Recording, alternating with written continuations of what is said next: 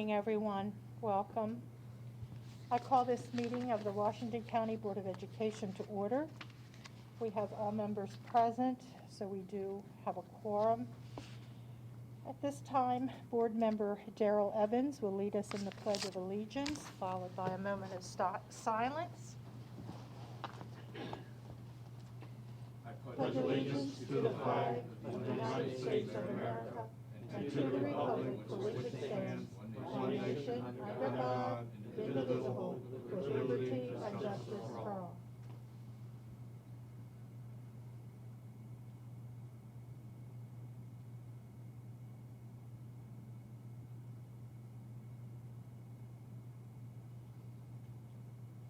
Thank you.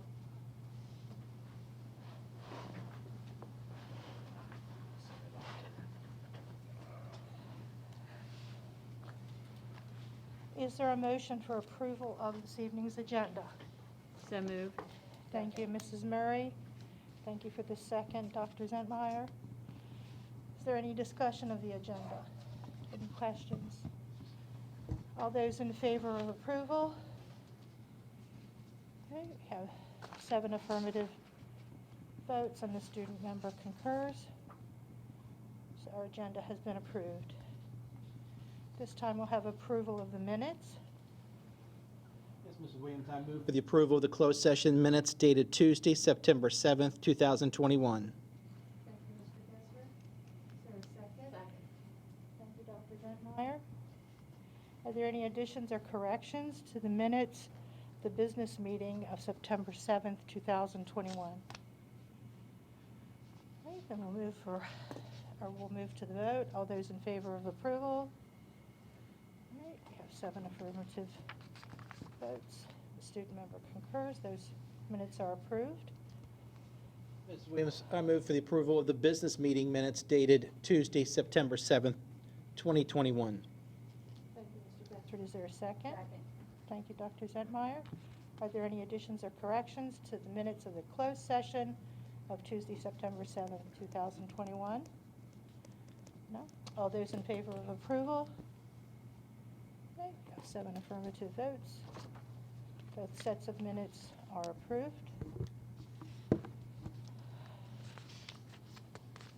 Okay, it's the portion of the meeting where we have public comment. Have no one who has signed up in advance. We do take people from the floor. If there's anyone out there. Yes, ma'am. I have a question. Who on the board is opposed to masks on kids? Could you please come up to address yourself? I'm Terry Saunders, parent. I want to know who on the board is opposed to mask on our kids. Mrs. Saunders, this is public comment. Board members do not. Okay, well, if Excuse you- me, may I then I'll- finish, please? We don't engage. Board members have an opportunity to respond to public comment following the public comment portion. So if you have comments that you would like to make, have a seat and you may address the board. Okay. That is my comment in the form of a question. Okay, thank you. And I'm not allowed to receive an answer? Not at this time. Okay, then I have another comment, that if you're pushing masks under the guise of stopping COVID, all of the mask box state that they do not. So if you're pushing it under the guise of stopping the spread of viruses such as COVID, that is being deceptive. That is all. And again, your name, please? Terry Saunders. Thank you. Anyone else?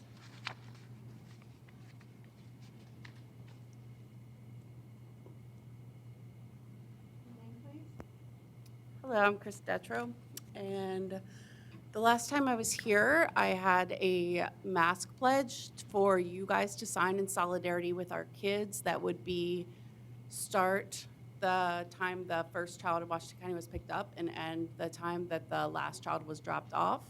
I feel like it's very reasonable to ask you guys to do the same thing that you're asking our children to do. I know of at least 20 people who have emailed you guys asking, hey, are you guys going to sign this pledge? Are you standing in solidarity with these kids? And not one person has received a response. So I think you guys, each of you has 3 minutes to respond to us and you just sit there high and mighty and never respond and just say, our comments are not falling on deaf ears. It sure feels like it. So I would hope that each of you would respond during your 3 minutes that you have to respond to the parents, whether you will stand in solidarity with our kids. And if not, that shows me a lot. And also, these masks were forced on us in order to not quarantine, according to Mr. Michael. That's not what's been going on. So we have some questions, and for you guys to not respond, not explain, it's very disconcerting, it's very confusing, and it's not exactly trust building. So again, I hope that each of you will respond to us, whether or not you will sign the mask pledge and do what you're asking our kids to do, and if not, that tells us what we need to know.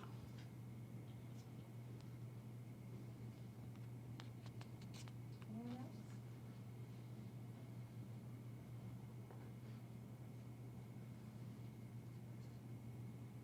Okay, this is the portion of the meeting where board members may respond to public comment.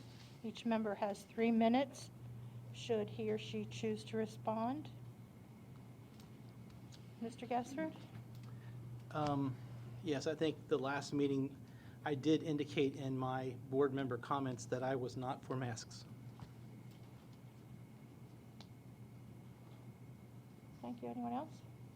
I'll say that I also am not for masks. I think I've made that clear, but I also will say that I understand the concerns that are being brought forth, not just by the two here today, but by a very large portion of the public. I wish there could be a lot more common sense as well. Unfortunately, right now, I personally don't know how to go and make sense of anything or how to do something that actually would make sense as well. So I do appreciate the comment, but I will say that unfortunately I don't have an answer for you guys as far as the quarantining issues go. We're still looking for that.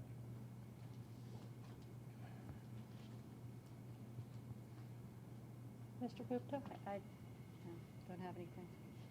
Manish? I wear a mask every day from 7:45 to 3:35. I just wanted to state that I do it because I support the students. I encourage other people in my school to wear masks because I believe to stop the spread of COVID is very important. And I think masks should eventually be removed, but right now, with a large number of COVID cases in Washington County, and we haven't really seen that much of a decrease. I don't see a reason why we should stop wearing masks, but once COVID starts to decrease again, then I'm very open to having that conversation. Mrs. Murray? I agree with Tanish, our student rep, that it's a very difficult time. The state tells us that we must mask. Quarantining is a question that we're all concerned about. In the classroom, there are certain rules. On the bus, there are certain rules. In the cafeteria, there are certain rules. We don't make those rules, but we are made to follow them. And I understand where you're coming from. I really do. And I wish, hopefully, I hope that in the weeks to come, that masks will be made optional. But until that time comes, unfortunately, that's the protocol. And I'm sorry. I'll say something. I fully trust the judgment of Dr. Michael. I know if he could keep kids in school and not have them wear masks, I think he would. I know the minute we could take our masks off, we did. So as he continues to, he's the person who, and his staff, they live and breathe this stuff, pun intended, all the time. And so I follow their guidance. And as long as they tell us that the state is forcing us to, I want kids to be in school. And so if kids have to wear masks to remain in school, then that's what I'll do as well. So, thank you. I don't like wearing a mask. I hate to see the kids have to wear it, but I do know this much, that if we came back to the public and said, at some point, if circumstances got so bad that we had to go back on virtual learning, I am sure there'd be a lot of people in here complaining about being on virtual learning. And as a teacher of 42 years in this system, I know that the best type of instruction is in-person instruction and so forth. I've had a couple friends die of COVID, one just recently, 50-some years old. I don't know that she had any underlying conditions or anything, and so forth. Had a couple friends in the hospital with it, struggled to get their O2 back up. And so this virus is dangerous, but if it'll help keep kids in school until we can take these things off, then I think that's something we have to do. We can't go back on virtual instruction. We cannot do that again and lose kids for another year. We cannot do that. I'm going to have to say that the COVID crap mask thing has been especially difficult for me because if I can't see your lips, I can't hear what you're saying to me. So I understand. Helen Keller was one of my heroes, and as a baby, she lost both her hearing and her ability to speak because her vision was also gone. And she considered deafness the most complex loss. She could have given up. We could give up right now, too, saying, oh, this is just too hard. She believed the only thing worse than blindness is having sight but no vision. And we don't just listen with our ears, we listen with our heart. Her hero was Alexander Graham Bell. And you might think he's most famous for the telephone, but it was really his education of the deaf. So he was tinkering on an invention that mimicked the human ear, and he wrote his dad, the day's coming when telegraph wires will be laid just like gas and water to every house, and we'll converse without leaving them. The rest is history. So what's my point? Our classrooms are filled with world-changing dreamers and history makers. The Helen Kellers, the Alexander Graham Bells, and I applaud every teacher who has stepped up to listen with their heart, to encourage them to dream, whether they have to be masked right now or not. Harriet Tubman said, every great dream begins with a dreamer. Always remember you have within you the passion, the patience, and the fortitude to reach for the stars. So, as we accomplish this together, let's change the world this week, one kid at a time, and realize that our goal is to keep them where we can teach them. Did I exceed my 3 minutes? Quite honestly, I wasn't taking the time. I would just like to say I don't enjoy wearing a mask, but I recognize the need to wear one. I wear one because I care. I care about myself and I care about others. And if this mask will protect others and myself, I will continue to wear it. I wear it in schools when I'm in them. I wear them here at the Center for Educational Services. When I'm not here, I'm at home with my family, so I don't see the need to wear a mask at that time. So I hope that answers your questions, Mrs. Detro. And just as a way of clarification, you mentioned, excuse me? May I respond so that you address me? I am responding to your comment. You mentioned that we had received about 20 emails. I am aware of 3, one from you, one from your husband, and one from another person.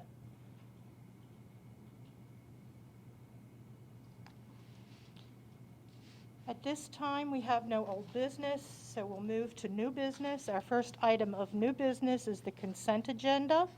We have Mr. Scott Bakdal, Supervisor of Purchasing, presenting. Mr. Bakdal?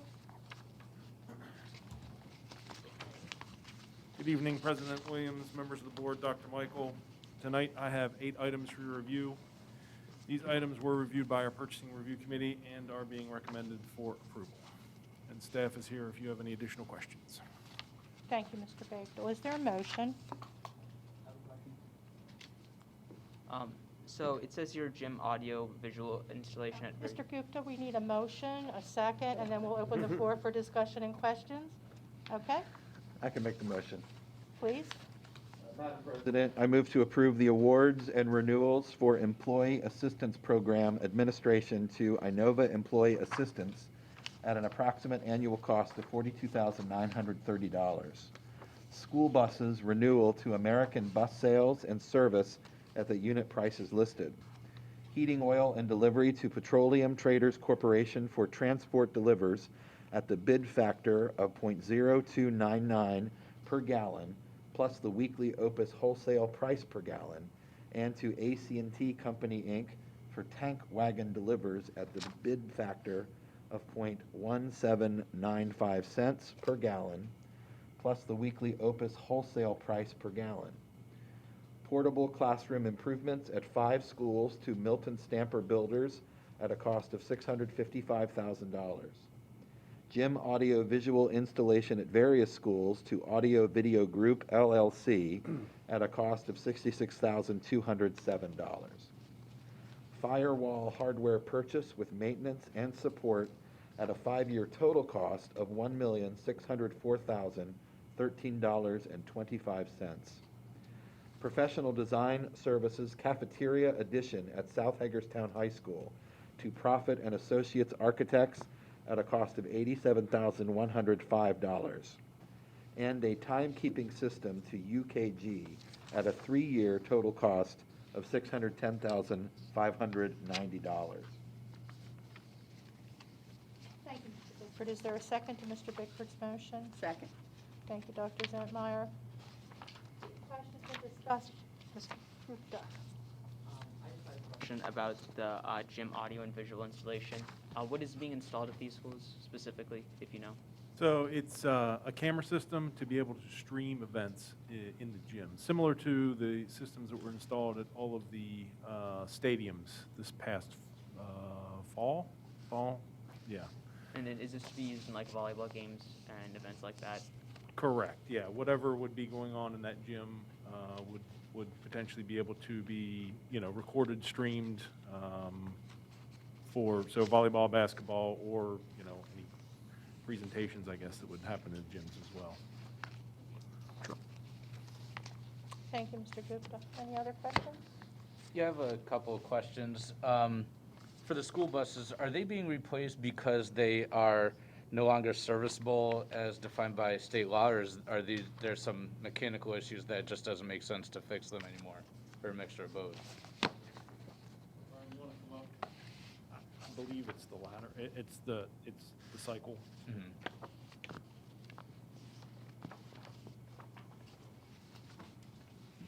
Hi, good evening. The answer to your question is COMAR for transportation defines the useful life of a school bus at 12 years. It can be extended, but that has to be waived by the state superintendent. Are they serviceable? Some are. We do see once they hit that 13-year, the data shows that those buses, the cost of repairs to keep them on the road skyrocket.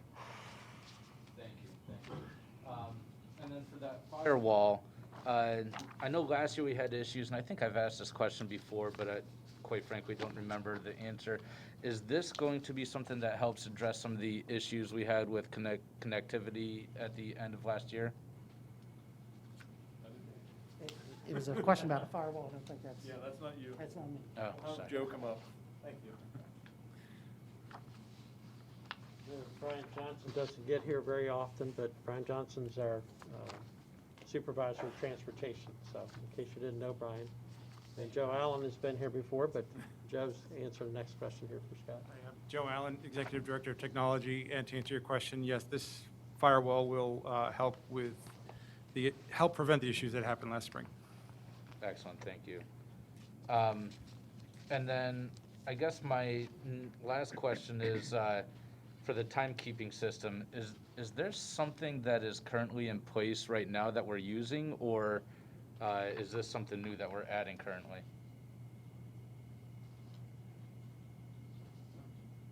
Good evening, David Brandenburg, Executive Director of Finance.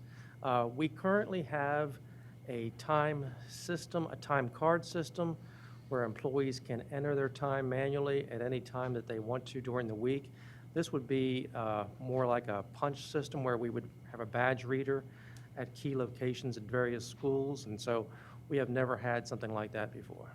So obviously there's going to be an upfront cost for this. Is this something that's expected to save us money over time? It's anticipated that this will help us better manage employee time and attendance, to provide feedback to employees on their absences. It will provide management reports so that there won't be any, less accidental errors and things like that. It's hard to say that it will save us money, but it is anticipated that to the extent that if we are overpaying for any time right now, it has the potential to save that, but we don't know if we are at this time because we're relying on the system that we currently have. Do we know of any current issues with the current system? We don't know of any, no. This would provide also the ability for multiple approvers to approve time for different projects and be able to track time spent on grants more efficiently than what we're doing right now. Okay, and then, promise the last one now.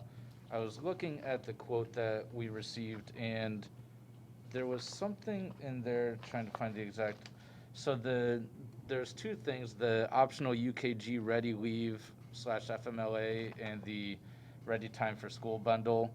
They're both 3,100. What 3,100 of what? 3,100 is the estimated number of employees affected that would be using that particular part of the module that we would be accounting for.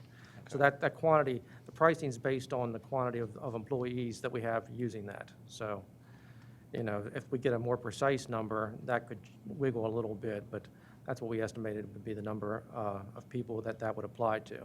So it could be a little less or it could be a little more depending Yes. on how many employees would be using it. Yes. Just like the clocks down there, we have 85, could be a few less, could be a couple more. Okay. But we felt that was a good estimate. Okay, thank you. Any other questions? Okay, we'll move to the vote. We're voting on Mr. Bickford's motion to approve the consent agenda as presented. All those in favor? Okay, we have 7 affirmative votes and the student member concurs. Motion carries. The consent agenda is approved. Thank you. Thank you. Next item under consideration is the state and local fiscal year 2023 capital improvement program plan. Mr. Prue, our Chief Operating Officer, and Mr. Robert Rollins, Director of Facilities Planning and Development. Good evening. Good evening, Mrs. Williams, members of the board, Dr. Michael. That's what I was thinking. This evening, we are presenting the state and local capital improvement plan for FY23 through FY28. This is your annual presentation before this document is headed down to the state. I think we can load the PowerPoint. So you can see the capital improvement plan goals really have not changed. It's a plan that limits the state funding request to match the local funding constraints that we do have from Washington County. It addresses systemic renovation projects and focuses on keeping our buildings operational. This program also aligns with the 2021 Educational Facilities Master Plan, of which you approved in June of last year. It assumes that 79% of the funding is on eligible costs is coming from the state's public school construction program, and it follows state guidelines for procedures and policies. Mr. Rollins will walk you through actually the nuts and bolts of the CIP. Good evening, everybody. So in FY23, this year's request, these 9 projects are exactly what we provided to the board in our educational facility master plan earlier this year. And so Now we put dollars to them, and we'll put a formal request in the state based on the board's approval of that plan in July. The 9 projects, 3 of them are roof projects. Those roofs range between 25 and 30 years. There's 2 boiler replacement projects. Those boilers range between 30 and 47 years old. There's 3 electrical distribution replacements. Some of those panels are between 45 and 54 years old, original to the construction of some of those schools. And we do have 1 window masonry replacement at North High, where we've had some issues with the masonry, and we're going to replace the window system and the masonry at that building. This plan also looks out for the next 5 fiscal years. So you can see FY 24 through 28. There's 21 total projects embedded in those requests. Those again mimic what we presented to you in the Educational Facility Master Plan. There's 9 HVAC replacements, 7 roof replacements, 1 chiller replacement, 3 electrical distribution replacements, and 1 door and window replacement project. These could be impacted. The capital improvement and educational facility plans are fluid. We may pick up some of the projects that are listed in here in this year's request through ESSER funds and some other ways of funding those projects, at which point we'll circle back next year when we present our EFMP, and once we know exactly what we're doing with those other funds, we'll modify the EFMP and future CIPs in order to bring that to you. So over this year and the following 5, you can see the total state requests average around 10 million, just under 10 million, and the average local request is just over $4 million. This is in alignment with what we normally expect to receive from the state and CIP funding and what the county commissioners have told us they're funding our CIP level at. An additional item to this year's CIP is a placeholder for Built to Learn funding. So this is the act that was passed, HB 1 of 2020, that provided a bucket of money allocated to each county school system for new school construction or for renovation. At this point, we have a placeholder out in FY 2025 to begin local planning, to then look at maybe doing construction for a school that would likely open in FY 28. At this point, with enrollments being fluid, with COVID, with enrollments coming in and out of ABLE, lower birth year rates, lower elementary enrollment, it's really too early to identify a specific program, specific school, specific combination of schools. Is it elementary? Is it middle? Is it high? But we're putting a placeholder here that, again, can change and be fluid as we get a little bit closer maybe to this planning time and we see where all the data flushes out. In total, it's about a $35 to $37 million project. It's targeted here as a 3-round elementary, again, just to put some numbers to it for the CIP, with $20.8 million coming from state government and the rest coming from local funding. In total, then, the last slide you have sort of combines over the next 6 years what would be the ask of both the state and the locals for a combined total of $121 million over those 6 years, combined between the BTL funding and the CIP. I think with that, we're happy to accept any questions you may have. Is there a motion?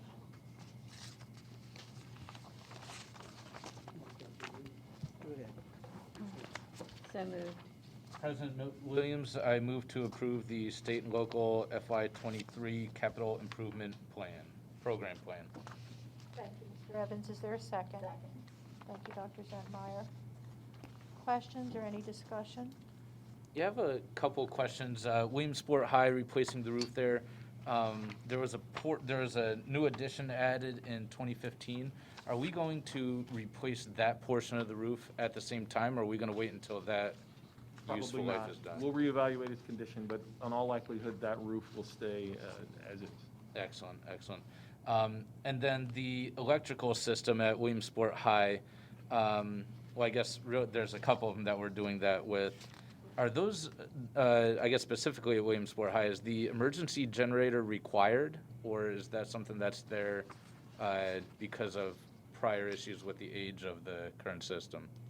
So generators aren't a state requirement in any way at schools, but they are, we like to put them in so that we can ensure safety of the students, ensure the safety of the building. We use generators to power a boiler in the winter. If the power were to go off, We don't want our coils freezing. We don't want the school to freeze if for some reason we had a catastrophic failure of the electrical system. So we put generators and to do things like that. We also let it power the kitchen walk-ins so that we don't lose product there, so that stuff is safe. It also powers all the comm systems, so we maintain internet access in an emergency. We maintain our phone systems, all our intercoms, fire alarm, all those things that require power. We make sure that they're all powered up, as well as some lighting. It doesn't power the whole school. It doesn't light up every light fixture in the school, but it does those things to keep students safe for a period of time that we can get them out of the building, and it safes the school building itself so we don't get further damage when we have an outage. So, and I guess then that means you will keep this functional then? Yes. Okay, because that was going to be my next question was, do we, I see it looked like there was another one that we were going to add. I was going to say, would it make sense, since this will be new, to move that generator over? I forget what school it was now, but I guess since this one will remain functional. Right, it wasn't put in too many years ago, so we'll keep the functioning generator at Williamsport High.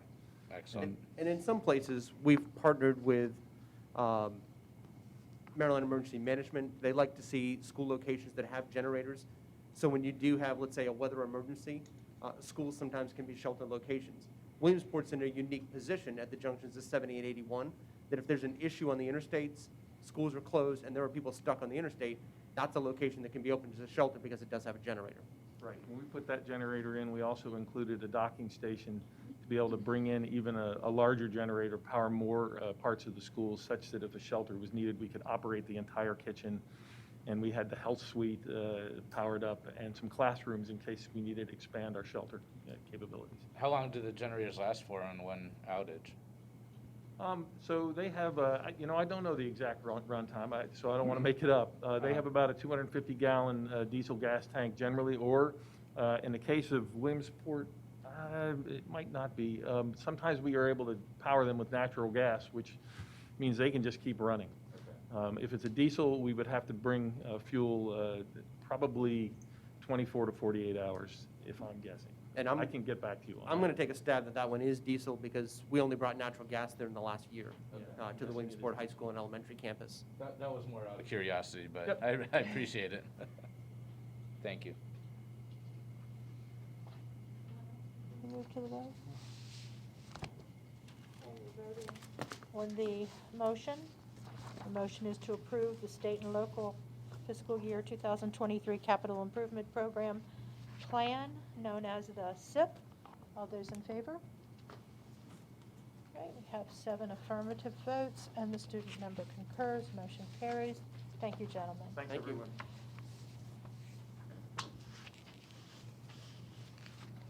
Our next item under consideration is the first reading of proposed changes to policy JEDB, student dismissal precautions. Good evening, Mrs. Ersprung.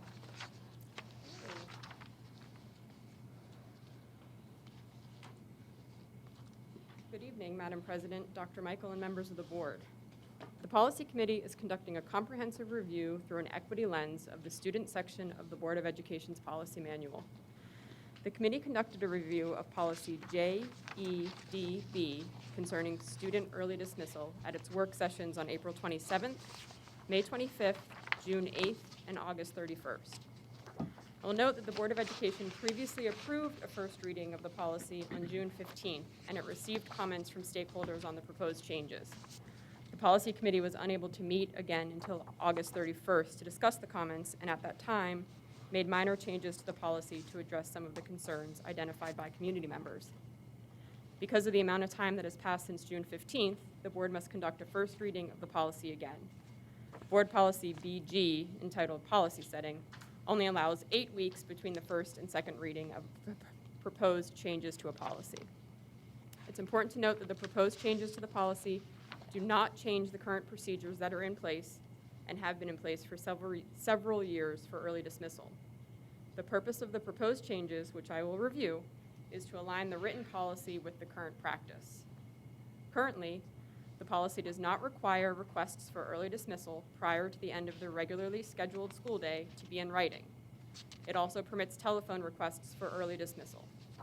The policy committee is proposing changes to the current policy that will require requests for early dismissal to be in writing and permits telephone requests only in limited or emergency circumstances. This is the current practice in schools. The changes also clarify that a student can only be dismissed at the conclusion of a school-sponsored activity taking place off of school property, for example, an athletic event, if a written request is submitted to the school principal or their designee. Again, this is current practice. The policy committee is requesting the Board of Education's approval of the first reading of the proposed changes to policy JEDB. The committee members and I are available to respond to any questions you may have. Thank you. Is there a motion, please? Madam President, I move to approve the first reading of proposed changes to policy, I got the wrong one. Hold on. I move to approve the first reading of proposed changes to policy JEDB entitled Student Dismissal Precautions. Thank you, Mr. Bickford. Is there a second? Thank you, Dr. Zentmeyer. Questions, discussion? Student Dismissal Precautions. Yeah, I have a question about the, I guess really, I guess it's kind of the whole thing. Throughout the policy, it says to a parent or legal guardian. So does that mean that if, for example, I was going to pick up my nephew right from school and go to an Orioles game or something like that, does that mean I'm not allowed to, even if it's in writing beforehand? Or am I missing something on that? Basically, at some schools, you have to be on a pickup list. You can make arrangements ahead of time to be able to do that, this type of thing. This policy doesn't change anything that's now being done. So the note must come from the parent or legal guardian, but if the note states that you are going to be the person picking up the child and you're an approved person on the school's pickup list, you can still do it. You just have to present your ID, and the student can be dismissed to you. Okay, thank you. Any other questions?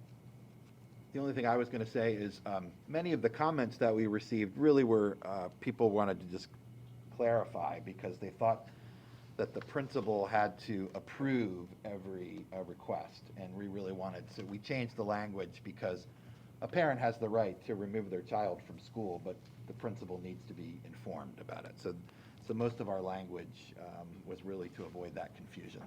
Most of these policies are just being cleaned up, the language being made better, being in the recommended format that the state recommends, this type of thing. And it's a long process because there are a lot of policies that we have to go through and do it. Thank you. Any other questions? Then we'll move to the vote.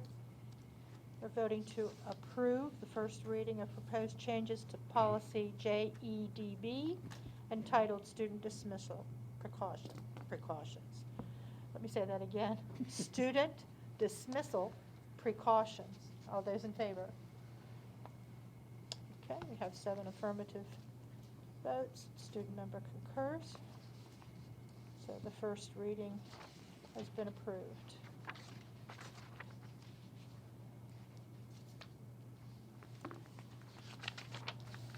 Okay. Move to another policy. Under consideration is the first reading of proposed changes to policy Jhcf, epinephrine availability and use requirements. Good evening again.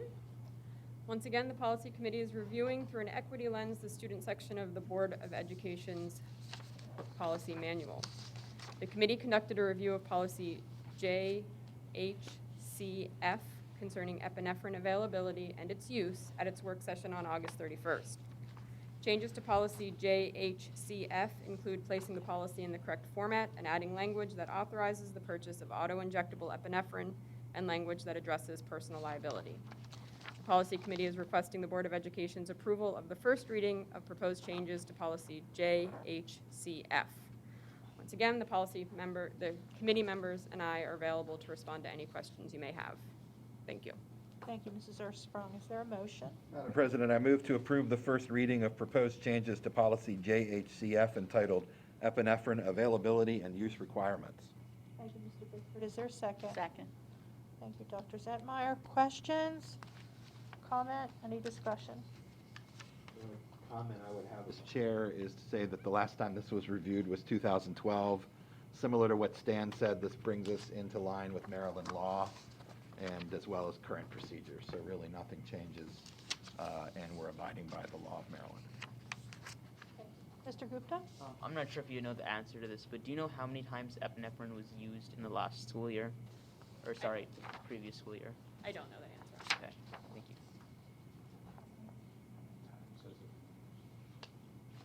Any further questions? Okay, then we'll move to the vote. We're voting to approve first reading of proposed changes to policy Jhcf. All those in favor? Okay, we have 7 affirmative votes. Student member concurs. First reading of the policy has been approved. Next item under consideration is another first reading. This is for proposed changes to policy JFA, students, enrollment, and attendance. Okay, hello again, this is the last one. At its work session on August 31st, the board's policy committee also reviewed, through an equity lens, policy JFA concerning student enrollment. Changes to the policy include placing the policy in the correct format and striking language that is more suitable for the accompanying administrative regulation. The policy committee is requesting the Board of Education's approval of the first reading of proposed changes to policy JFA. Committee members and I are available to respond to any questions. Thank you. Thank you, Mrs. Earthsprung. Is there a motion, please? Madam President, I move to approve the first reading of proposed changes to policy JFA entitled Students, Enrollment, and Attendance. Bickford, is there a second? Second. Thank you, Dr. Zentmeyer. Questions, any discussion? We have a question. So we struck out the part where it says non-resident students shall not be enrolled in the Washington County Public School Systems without written authority from the superintendent and/or PPW. Does that mean we're not allowing any students from outside the area, or am I missing something on that one as well? There's a procedure for non-resident students to seek admission. This language is being moved into the administrative regulation, and there'll be more detail there once that's completed. But there is a provision under the law that would allow for non-resident students to attend with tuition and other requirements. If we're going to move that, wouldn't it make sense to do them both at the same time then? The process is that we do the policy first, and then we update the regulation. Okay. The board doesn't do the regulations. I- That comes from the superintendent and staff. Yeah. So. I was thinking, for some reason, I was thinking that would be another policy change, but.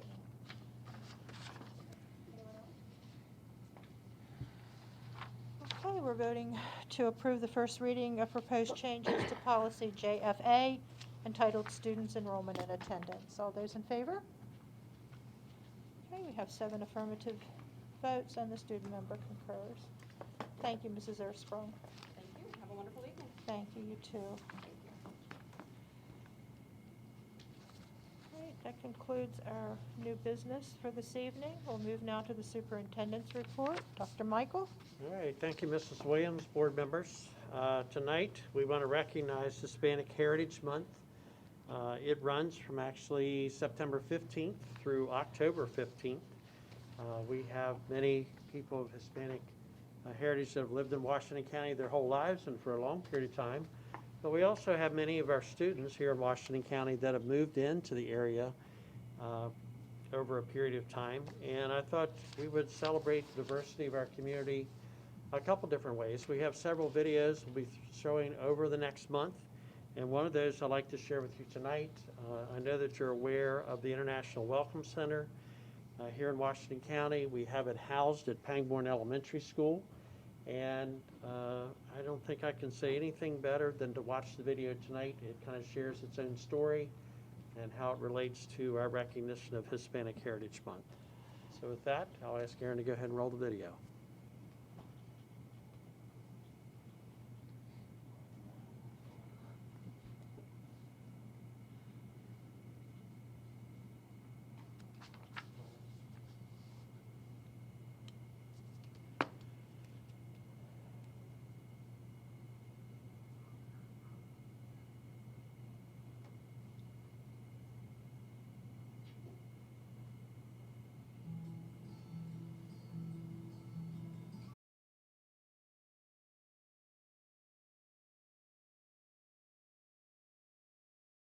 whether it's to our families, or students, or staff? I would say I work primarily with our families, our English learning families, and then connect them to our 40-something schools that we have in our county. We welcome all families from all countries, from all cultures. I just had a family this week from Italy, and families from Africa. Informing their families gives them that power to be self-advocates, to advocate for themselves and for their kids as well.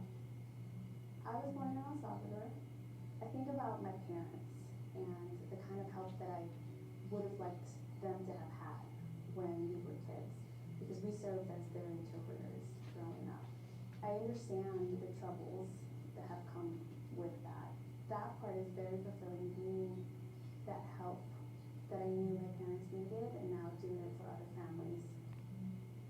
I think just letting the community know that there is a Spanish speaker, there is an organization here within an office that will help the students and the families feel comfortable, just get to know the school system, be a resource all year long. One of the hardest things for me growing up in the U.S. has been learning to embrace my own culture within another culture that is also my culture. And I feel connected, and I think I can see where our kiddos are going, which way, which path they're taking. And so I like to say that we kids that came to the U.S. and we are studying here, we're growing up here, it's a new generation. I'd like to also encourage them to not lose their traditions, their values, what they hold dear, their language at home. So at home, be this culture, speak your language, eat the foods that you're used to eating, and then share that with people.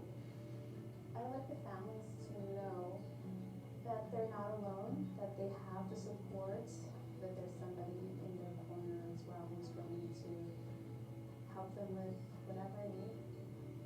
I like to say that a smile speaks across languages. So no matter what language you speak, what culture you are, I think that brings a smile, brings people together. Sonia does an amazing job for us at the Welcome Center, and she has an amazing story of her own. Also like to thank not only Sonia, but the whole team, our EL team. Paula Moore watched the video with us today. Paula oversees our EL staff members, and it brought tears to Paula's eyes, which made me kind of emotional as well. I mean, again, we just do an amazing job. The staff does a tremendous job, and I thank them. And again, in recognition of Hispanic Heritage Month, we'll have some other things. There are a lot of things happening out in various schools that are celebrating the month. Again, from September 15th to October 15th. Two other recognitions, and then we want to talk a little bit about the pandemic. Unfortunately, we'll kind of have that as an ongoing topic here. But we do have a couple other recognitions. Today is IT Professionals Day. And I'd like to ask Joe Allen to come forward. Just going to share a little bit about how much we appreciate our technology staff, the work they do. Just recognize them for this special day where they are recognized across the country. And with that, Mr. Allen, I'll turn it over to you. Thank you. Good evening, President Williams, Dr. Michael, and members of the board. There's a famous children's book by Richard Scarry entitled, "What Do People Do All Day?" So the book visits the fictional town of Busytown where they find out what people do. So today is National IT Professionals Day, and everyone has heard that term. But what does that mean for WCPS IT professionals? What do they do all day? The information technology team at Washington Public Schools is composed of men and women who provide a broad range of services to our students, our teachers, our staff, and our community of the school system every day. Some examples are the Wi-Fi internet and all the access points right above me, switches, routers, infrastructure that few ever see, but that tens of thousands of students and staff use every day. The systems like email, the human resources, financial, Google Classroom, Synergy, the attendance, the grade books, the report cards, and more are managed and maintained by the information technology team. Integrating digital tools such as Learn Zillion math software with our class rosters so the right students appear in the right classes. Creating reports and data analytics dashboards that enable administrators to make informed decisions and keep WCPS in compliance with state and federal reporting requirements. Procuring and keeping track of our inventory such of assets such as Chromebooks, iPads, projectors, and staff devices. Ensuring that devices are configured correctly, have the right software, permissions, managing the landline phone system, the mobile phones, the intercoms, the clocks throughout WCPS. The systems technicians that move between schools daily or answer emails or phone calls, service tickets to diagnose and solve all the various issues that keep teachers, students, and classrooms and schools running. And last but not least, the cybersecurity and data privacy to ensure that we are doing everything possible to keep our students, staff, and infrastructure safe. That is what the IT professionals at WCPS do all day. I'd like to thank each and every member of our team for all that they do. Thank you. And I too like to offer my thanks to all of our IT people, especially Joe here as the executive director.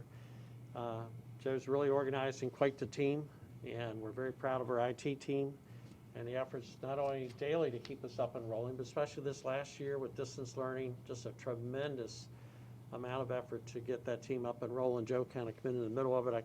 When was your first day here, Joe? Do you remember? Middle of February.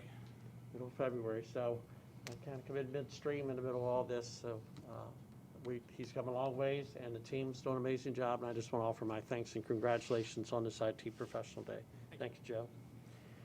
And board members, on October 2nd, so that'll be before our next meeting, and it happens to be on a Saturday this year. We have National Custodial Day, and I'm going to ask Mike Stafford to come forward.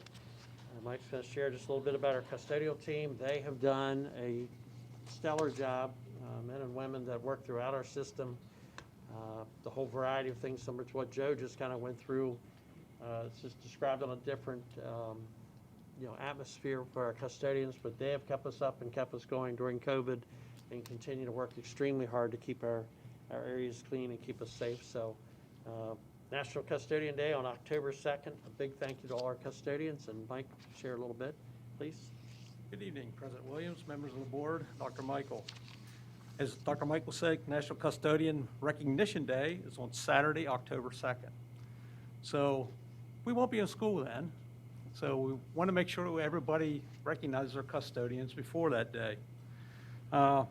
Many of the custodial workers operate behind the scenes, but we do have some that are very visible to the students they serve. They greet them from when they arrive from the buses. They assist them in the cafeteria, or they even cheer them on at sporting events. So our custodians are very visible. Our custodians are usually the first people to arrive at the school in the morning and the last people to leave schools at night. They are responsible for making sure schools are safe, clean, and ready to welcome students for the day. Think about all those after-school hours events that we attend. For every dance, band concert, sporting event, community event held on WCPS property, there's a custodian there. Not only are they there to help during and after the events, but they usually help to set up for the events too. And how could we ever forget over the past year and a half, their primary focus has been to fight against the spread of the coronavirus in our buildings. And it continues on today. Our custodial workers have been on the front lines, putting themselves and their families at increased risk to help keep our schools safe. So their role is diverse, and they do so much more than just clean. They also perform building maintenance and fix many things that are broken. Without them, buildings would fall in disarray, and people wouldn't be able to do their jobs, and students wouldn't have a good, safe, and clean learning environment. If custodians were to disappear, we'd notice a difference overnight. There are so many things that go into running a well-maintained building. So National Custodial Workers Recognition Day is a chance to address the importance of this position. Many of us are quick to point out the bad and forget to recognize the good. I do that myself. So what can we do to show our appreciation to our custodians, not just on National Custodian Day, but every day? Well, make a special effort to pick up after yourself. Don't leave a mess for the custodians. When you visit your restrooms and notice they are well stocked with soap, toilet paper, and paper towels, remember to thank the custodian. We could ask students to create thank you cards for our school custodians. I know for a fact they love that. And small tokens of appreciation go a long way, such as a thank you, a smile, a brief, how are you doing today? So for all this, I say thank you to our custodians. So join me in saying thank you to our custodial team, not only on October 2nd, but every day of the year. Thank you. Thank you, Mike. Appreciate that. And again, we thank all of our custodians, the outstanding job they do inside and outside of our buildings. They're an integral part of our organization. I know that they're included in so many celebrations at the school, and I'm sure the schools and students will recognize them. I'd just like to say that in my 42 years in the system, 41 of them at Williamsport High School, so I'll comment on that. I work with some excellent custodians who went above and beyond their job of just cleaning the building and did extra things for teachers and staff and everything. And for that, I was quite grateful as a teacher, as a coach, as an athletic director, and the things that they helped me through in those 41 years there. So everything you say is correct. We have excellent custodians, excellent ESPs in this county, and we should be proud of the job that they do. Absolutely. The building I was in today, the custodian had a mask. I'm curious who made it for him. But had custodian on it, had Mr. Terry written right across it. I know that's what the children call him. And, very much appreciated. He goes way up and beyond, as many of our custodians. I just like to say this, had a custodian, his name was Paul Straub. I don't know if Paul's still employed by the board or not. He may be retired now. But we were getting for a multiple team scrimmage at Williamsport when I was a soccer coach there. And we had this one, we required multiple fields to play on. This one field, we didn't quite get to it the way it was. And Paul was on vacation, and he found out, and he came in on a Saturday morning and cut that field for us while he was on vacation. He said, I'll come in and get it, because I wasn't allowed to operate the school tractor, So he said, I'll come in and do it for you, and he did. And I've never forgotten that to this day. All right, thank you, Mike. And again, thanks to our custodians. This time, I'd like to ask Mr. Prue and Dr. Pugh to come forward. We want to try to keep the board informed, where we stand with the pandemic, how we're dealing with things from our accelerated learning plan, which I'm very excited about from the beginning of the year. The team worked extremely hard, Dr. Willow and supervisors, teachers, administrators. Everybody really pulled together how we're going to recover from last year and really get off to a great start with our accelerating learning plan, our professional development, what's happened over the last 16 days of school. I think we just finished day 16 today. So I do want to thank not only our administrative team and our supervisors, but our teachers, ESP, everybody that's working so hard to help make it a successful year. We kind of get bogged down in all this COVID nonsense, and we forget that a lot of good things are happening every day with our students. So I do want to thank our staff in advance for all the hard work. We're soon, another couple days before the end of this week, we'll be a tenth of the way through the school year. It's hard to believe that we've moved that far already. We're trying to keep the public informed. Appreciate Aaron and working on s'mores, keeping things, but it is extremely confusing. The quarantining, the COVID rules, what we're required to do from the state and federal level. So I'm just going to turn it over to Dr. Pugh and Mr. Prue just to give us a little update, little sense of where we are right now, what we're exploring next to support our students that get quarantined. We're working hard. I do want to clarify, I know some people have stayed here and have quoted me and maybe misquoted me or misunderstood, and I apologize if I've said anything incorrect. When we did our illustration of reducing quarantines, we talked about it in the classroom. The main reason we wear masks is to reduce quarantines in the classroom. I think, and I'll let Mr. Prue speak to this, we rarely have students in the classroom to get quarantined beyond the student that is positive with COVID. Our quarantines are coming from the bus because the rules that apply in the classroom don't apply on the bus. The quarantines are coming from the cafeteria because the rules that apply in the classroom don't apply in the cafeteria. The quarantines are coming from sports teams, either youth teams in the community or our own teams, because the rules that apply in the classroom don't apply on the sports teams the same way. So I can appreciate people being confused. It is very confusing, and it's extremely exhausting to keep up on this quarantining. And we're continuing to examine that review that. We want to keep people safe. We want to abide by the guidance that we're given, but I do understand why it's so confusing. So I'll turn it over here to the team just to give us a brief update where we stand with supporting our students and also where we are with our efforts at this point. Thank you, Dr. Michael. I think I'll open with some brief metrics. We keep track of the case rate, the positivity rate every day reported by Washington County. To give you a sense of where we are right now, positivity rate, which is actually yesterday's data, is 7.91% in Washington County compared to the state rate, which is 4.44. It's a high number, but believe it or not, we're 8th in the state. So, a third of the way into the pack, essentially. The highest rates currently are in Garrett and Allegheny, respectively, at 17.4 and 12.6, almost 12.7. The case rate is actually probably more indicative of what's actually going on in the community. When you think about positivity rate, it's really a function of how many people are testing. So that number can be high, but have really not that many cases. So again, if 4 people test and 2 are positive, you have a 50% positivity rate, but you only have 2 cases. Whereas if you've got 800 folks testing and only 100, let's say, are positive, you've got a lower percentage, but you've got that many more cases. So the number we really look more at and what the CDC uses in talking about community transmission is the case rate. The current 7-day case rate in Washington County is 307.94, and that's the number that the CDC recognizes and they look at when they measure community transmission. Anything greater than 99 is high community transmission, so we're 3 times that value at current. A week ago, that number was 231. So unfortunately, we're going in the wrong direction, and a month ago, we were 161.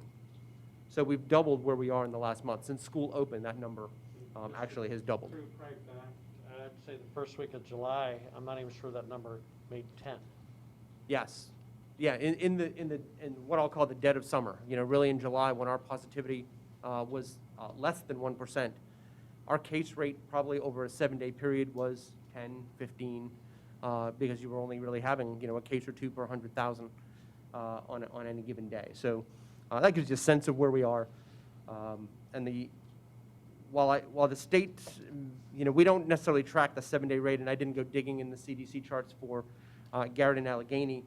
Our 1-day case rate for yesterday, off the top of my head, was roughly 43 per 100,000.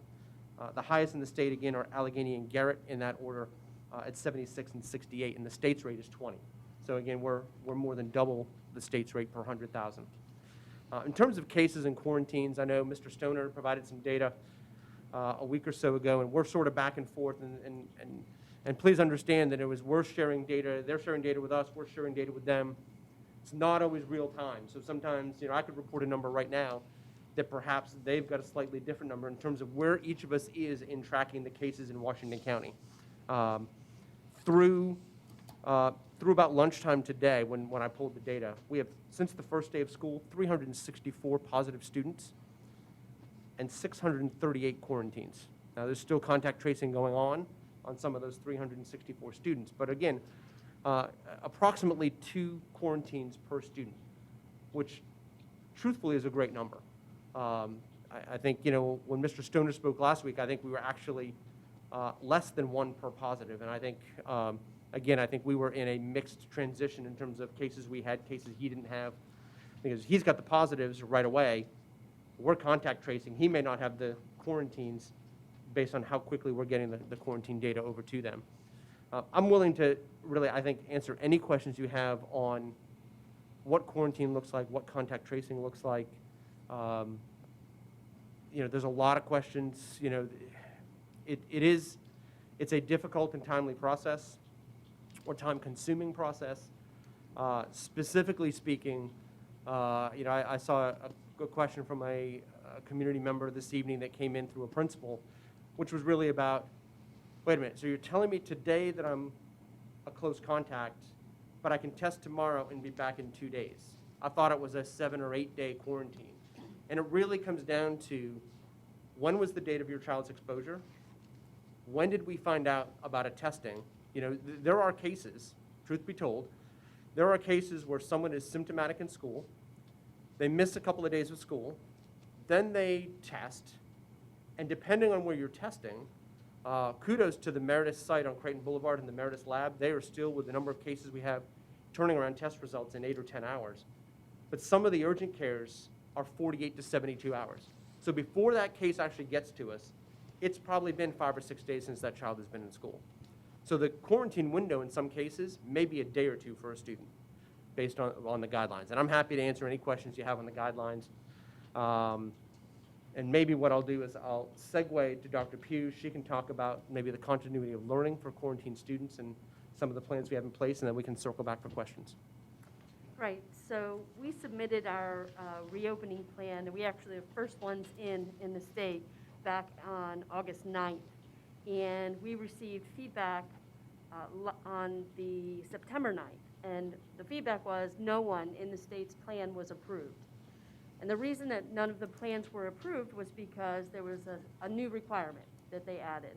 So the new requirement, requirement 12, was that local school systems must establish a plan for continuity of learning and services for any students who may need to quarantine due to COVID-19.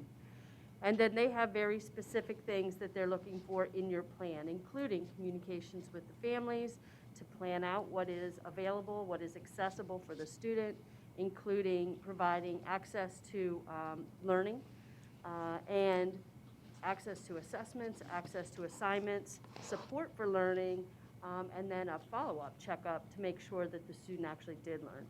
So our initial plan, we had our plan set up for, like we would treat any absence. If a student was absent, they were absent, the teacher would provide the work.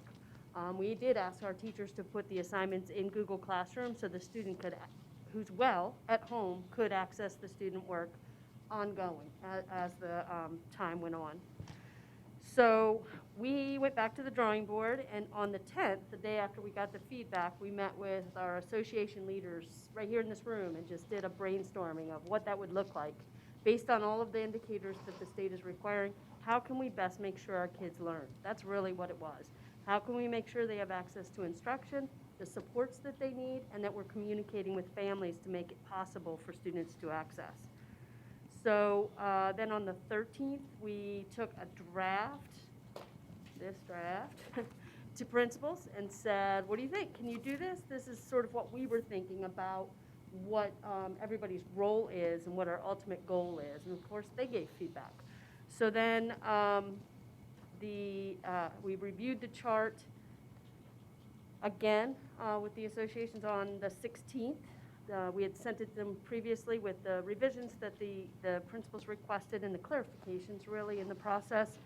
And then as required, we had 2 weeks to turn this around and get it resubmitted. So we resubmitted on September 17th. That plan, the portion of the return to learn, or the reopening plan, I'm sorry, is on our website. It is listed under a place called Continuity of Learning for Students in Quarantine, and it says pending MSDE approval. So essentially, what this is that access to learning and services for any student who is quarantined due to exposure to COVID-19 be arranged within 24 hours of notification to or from the school, because sometimes we know, and sometimes the quarantines, they're those that are happening at school. Currently, there's a code that's a statewide code, 17A. All students, once the documentation is proven that they are indeed quarantined due to close contact, that they are absent excused. What we're proposing is that, first of all of those COVID codes don't count in our attendance data. That was the easiest, cleanest way to make sure every system takes attendance the same way. With the same commitment, though, that we would provide continuity of learning and that students would participate.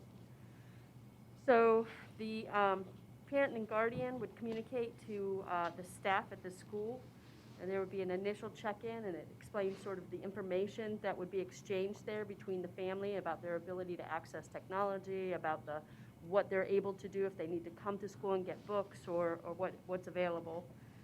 Then the teacher of record either posts work to the Google Classroom or could download and provide hard copies if that's not accessible to the student at home. They provide access to classroom instruction through video recordings posted to the classroom or by turning on access to the audio-video live stream that they have available in their classroom through Google Meet.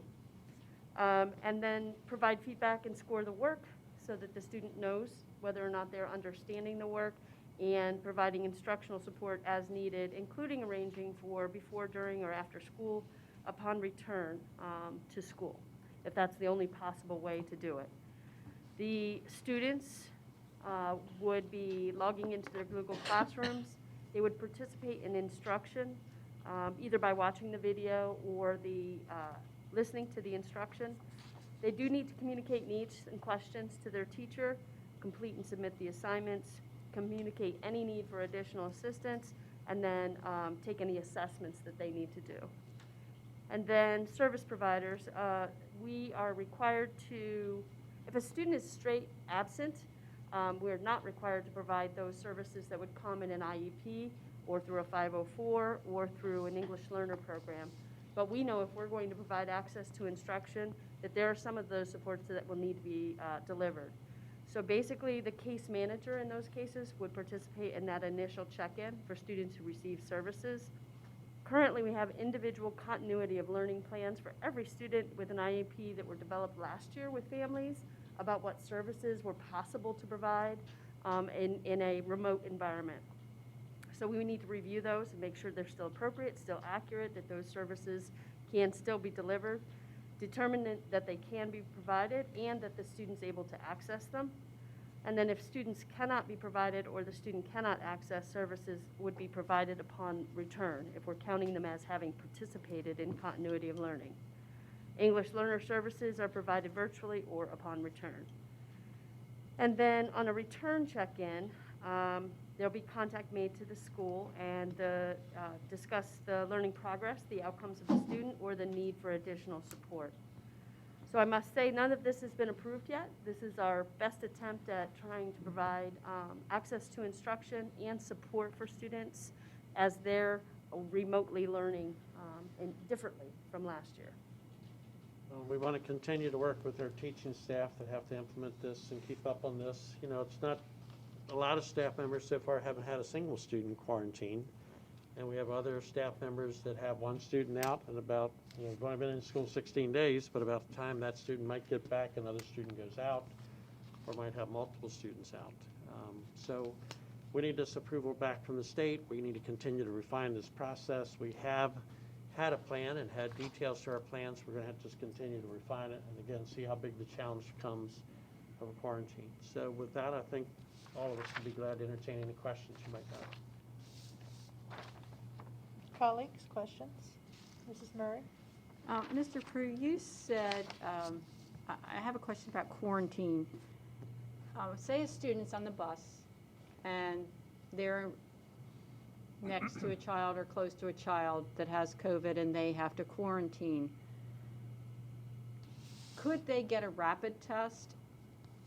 And when could they come back to school if they do that?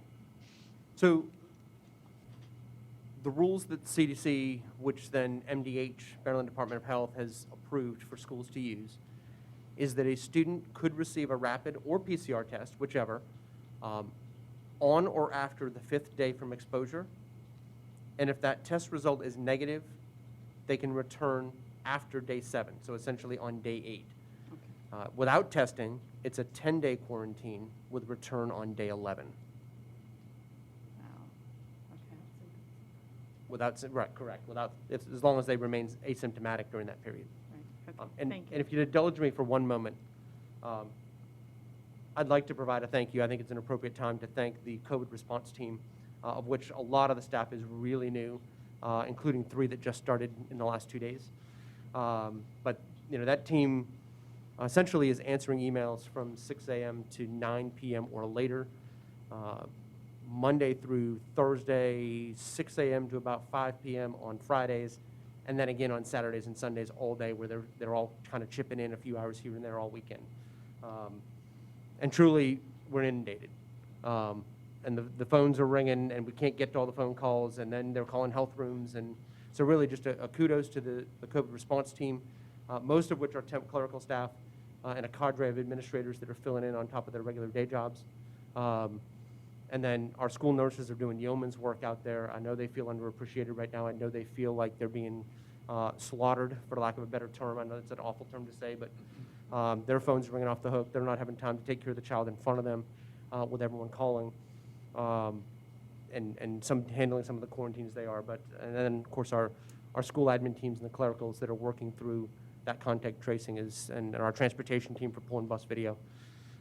It's a full onboard effort, and it's truly exhausting. Thank you. I raised this, I think, in the Curriculum and Instruction Committee yesterday, but some people would say that some aspects of that plan sound like a return in some cases to concurrent instruction, concurrent learning. So how would you respond to that objection that we're really returning in some aspects to concurrent instruction? So when we were in concurrent instruction, it was because we were limited in the number of students that were able to be physically present because of the 6-foot distancing. So most classes had half of their students in front of them and half of them remotely. And so they were planning on how to engage digitally and work with those in the classroom. And that is very different than what we're asking, is that they have access to instruction, meaning either video the instruction that they need to be able to do the assignments, the portions of the day, not all day long, or turn your camera on while you're doing that initial instruction for doing the work that needs to be completed during that time. It is the difference, and we've tried very, very hard to make sure that our expectations are clearly defined.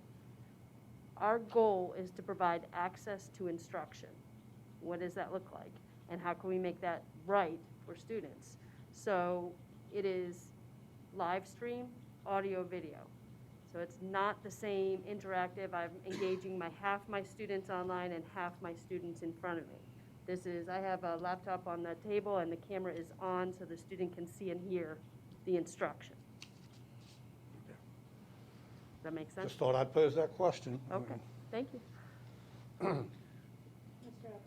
Yeah, so, I'm sorry, Dr. P, you said that that was something that you already have discussed with the unions, or that's something you plan on discussing with them? No, we've discussed it with them. I mean, we did brainstorming. We did a meeting with, here's what we think we heard, and then we did another meeting with, here's what principals said, is this clear?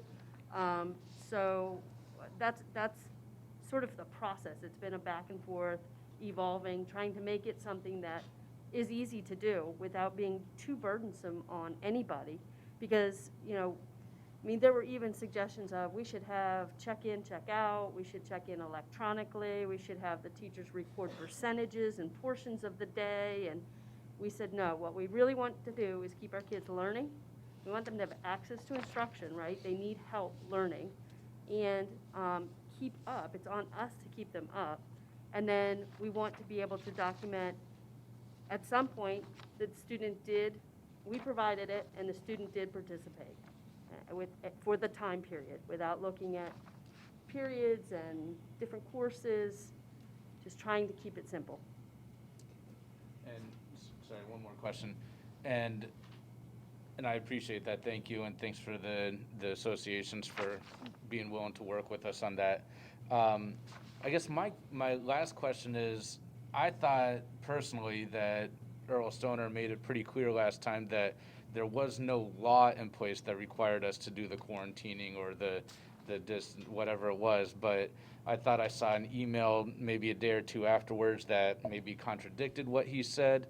Quite frankly, I'm still confused on what we are and are not required to do. I guess my question is, as far as the contact tracing and the quarantining goes, to me, it sounds like that is really the county health department's job to do that. And it kind of goes, I think I asked you earlier today, Jeff, about it seems like we're doing the county health department's work. Why is that? What is their, I still don't understand what their role is. So their role, let me go back, maybe start at the beginning.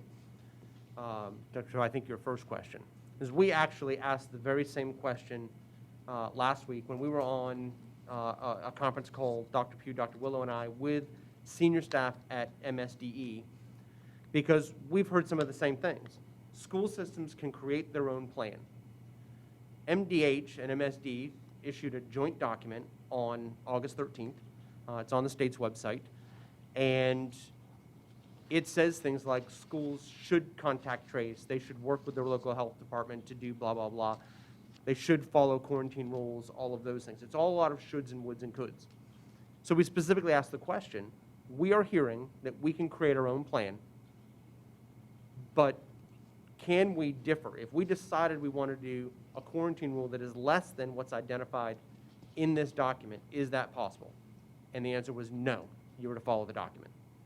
Who did you ask that question to? It was senior staff at MSD, Dr. Williamson, Dr. Dwyer. Donna Gunning. So these are associate superintendents at Maryland State Department of Education. It's actually, if you look at the beginning of the reopening plan, one of the required elements is that you do universal masking and contact tracing. And they further then developed that in this August 13th, because we'd already submitted our plan. August 13th, they further developed the new, the term that they were using about layering, multiple ways to keep students safe, multiple ways to reduce the transmission. And so the expectation in your plan is that you use multiple ways to do that. So then the second part of your question really is, whose job is it? So, in theory, the health department provides the quarantines based on data we provide. So they reach out to us. They provide us, let's say, a list of, if we've not already gotten them from families, they provide us a list daily of positive students. We run down through basically a list of names that they may have of students that are of school age, and we verify if they're WCPS students. And then we work on the contact tracing part. In theory, sort of as it happens in the community, let's say. Let's say it's a community baseball team. The hope is that health department's going to call that family. Yep, we had practice. My son was around, these boys on the team. They were in close contact. They were doing, definitely they meet the profile. A lot of people don't answer the phone, or they'll answer the phone, but they refuse to provide data. That doesn't keep the community safe. So as a government agency, we are somewhat authorized, and definitely by this MDH-MSD document, to work with the county health department and assist in contact tracing. And when we think about our youngest learners, they may or may not know who they're sitting next to on the bus. It might be a first grader who is sitting on the bus next to a fifth grader. They don't know who that student is. So we have to assist through that process. I think when you get to middle and high school, there's a little more familiarity with the kids that are on your bus, but we're somewhat obligated to assist them through that process, and unfortunately it is time consuming. I would say more we choose to assist them through that process. I just think that we're paying for all the resources to do the county health department's job, and quite frankly, the whole thing just doesn't make sense to me. I really wish we would reconsider the way we do this and make them do their job as far as all that goes, because this is the only place where in the community where we have to quarantine and do all this stuff, outside of school. Everything else is very different, and I don't understand why we're doing what it seems like, and maybe I'm wrong, what it seems like is their job. So, and that's not necessarily a question, that's more of a comment. But And I think, and the team has stated this a lot in the last week, the only places in the community that we're practicing any sort of COVID rules is in schools and in healthcare. Exactly. That's the only places. It makes no sense. And whether that's right or wrong is, I guess, open to each person's interpretation. Thank you. He answered my question. I have a question. Dr. Pugh, I want to make sure I heard you correctly. So we were the first in the state to submit our plan for how to teach kids who are in quarantine, essentially. No, we were the first in the state to submit the entire reopening plan. The reopening plan. We were the second group to get feedback. There was one group at 8 o'clock in front of us. only because had a conflict.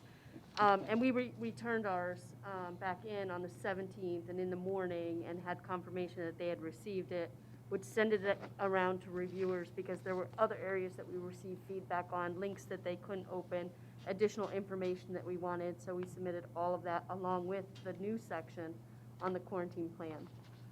And we were shooting to be first. Yes, we were shooting to Work do for it this guy, before we so. were asked. And I assume our goal was that we would have it in place for when we reopened, right? Yes. And so the state came back, you said on September 7th, which I'm pretty sure all school systems had opened by then, right? Correct. So they waited till, There were some that didn't open till after Labor Day. I think some not till. It's Well, right that around would have been then. the Tuesday after Labor Day, so. so likely they're they're all- these are the people in charge of education in the state that know when schools open, and then they denied everybody after most schools had opened. With a new category that was not in the original rubric. Got it. So they basically changed the rubric after we'd already presented our plan. Okay. That would be accurate. And I mean, part of the requirement in the plan is that you revisit the plan minimally every 6 months to revise and keep it current. Because we've gotten new information or information changes or community transmission changes, we've submitted the plan in July. We've posted it in August, and now we've posted it in September with the most up-to-date changes. I imagine once we get feedback from the state, we will probably have to revise and post it in October. So we're keeping them all there, should you like to see all the different versions, but it is evolving. It is evolving. They looked at 24 plans and saw some things that they felt needed to be adjusted as a state. We needed to have a common understanding on them. And attendance is one of those things that we were different last year. And so they really wanted to understand how we were doing attendance and make the requirement that, think about the student who's quarantined more than once. We've already had students behind in learning, and we're trying our acceleration plan, which I think is an excellent plan. But if you're quarantined and then turns around the next week, you're quarantined again, I think we had some families speak to the challenges of that. My child's not sick. What are you doing to educate them? And so this is our attempt to, as a group, do it as simply, easily as possible by giving them access to what's going on in their class. And I've been, at times, I'll use the term frustrated with MSD, but I think, in this particular case, I want to be fair to them that they also have new state leadership with a new state superintendent that started July 1. So I'll apply that as a get out of jail free card, perhaps. Yeah, One time. I know we've certainly communicated with him at this point, and I know everybody's pushing for urgency here, so. And as a board, many of us will see him in the coming weeks, so we'll push for that urgency as well, so, thank you. I'm sorry? Go ahead, Mr. Gupta. I think you mentioned that we had 2 to 1 quarantines per case. Do you know what it is for the counties around us? I do not. I don't have data from other counties. I think, when I think about our numbers, 638 quarantined students, there were news reports, of the county to our east, 1,000 students quarantined the first week. Now, they're twice our size, but we're 16 days in.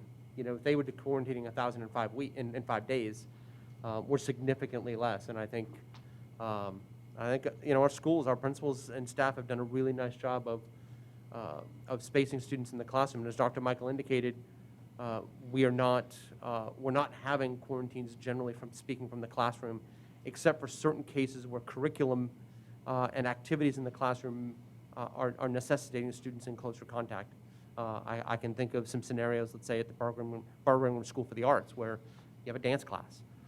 There's some aspects that just require closer contact among students, and I know that's a place where we've had some classroom contacts. But generally speaking, it's bus, a few in the cafeteria, and a handful with athletics, and we're being much more discerning in terms of how we're handling athletics and looking at teams and looking at activities and potential exposures to keep our students on the playing surface and enjoying that sort of high school experience by also keeping the rest of the team safe.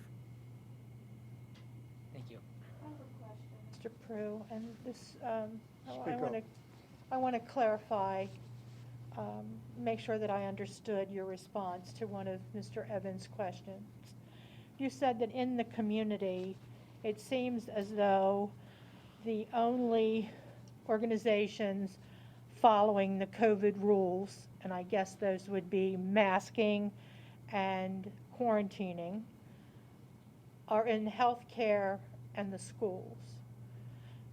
So then the rhetorical question is it any wonder what our case rate is in Washington County and what our positivity rate is in our county when you consider that we have about 22,000 kids in our care and what, 3,000 employees? Mhm.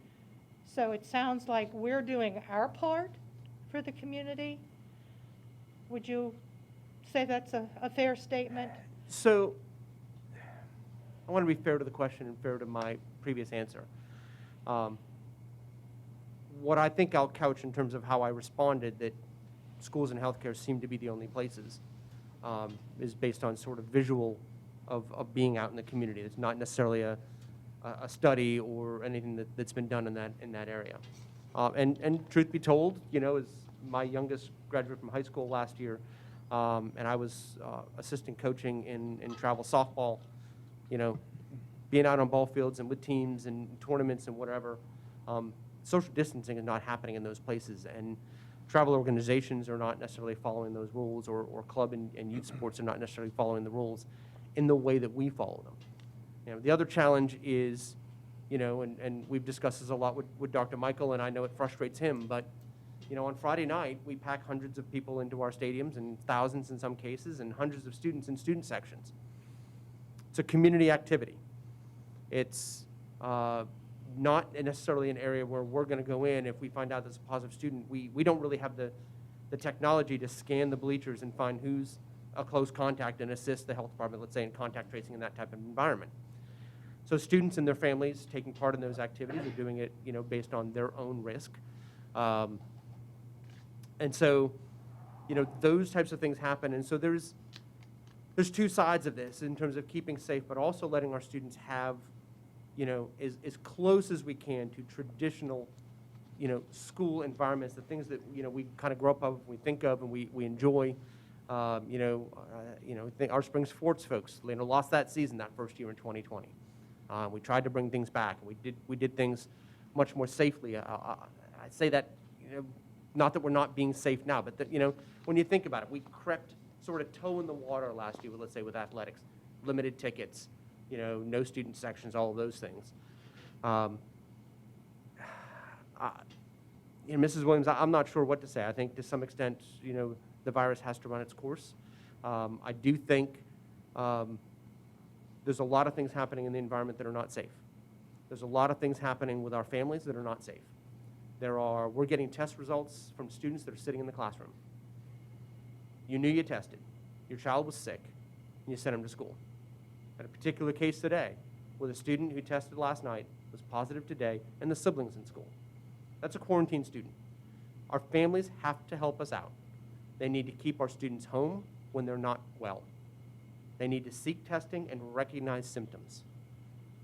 I can't say any better than that, but that is stressing the system.